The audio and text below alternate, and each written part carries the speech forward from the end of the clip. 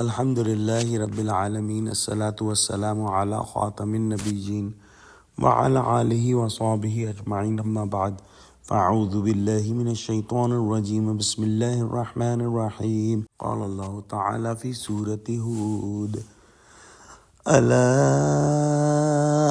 إنهم يثنون صدورهم ليستخفوا منه ألا حين يستغشون ثيابهم يعلم ما يسرون وما يعلنون إنه عليم بذات الصدور.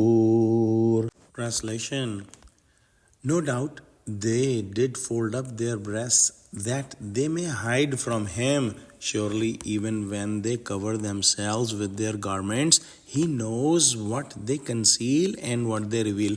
Verily, he is the all-knower of the innermost secrets of the breasts. The reason of revelation of this ayah is mentioned differently by different scholars. However, the most correct narration is recorded in Bukhari Sharif by Hazrat Ibn Abbas Razillah Ta'ala anhu, that some of the Muslims had so much of shamefulness in their personality that even when using the restroom or doing the sexual course with their spouses, they tried to hide their privates by folding their body and trying to cover their privates, thinking that Allah subhanahu wa ta'ala is watching us in this condition. These were during the normal human activities that are permissible by Allah subhanahu wa ta'ala, but their shamefulness to Allah subhanahu wa ta'ala was so high that they were trying to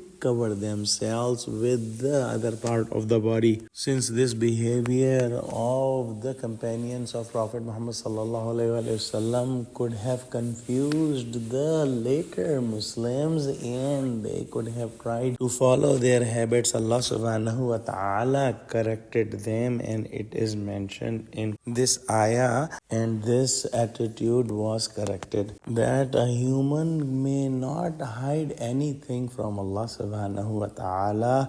If someone is wearing clothes, Allah subhanahu wa ta'ala also know what is outside of the clothes and inside of the clothes.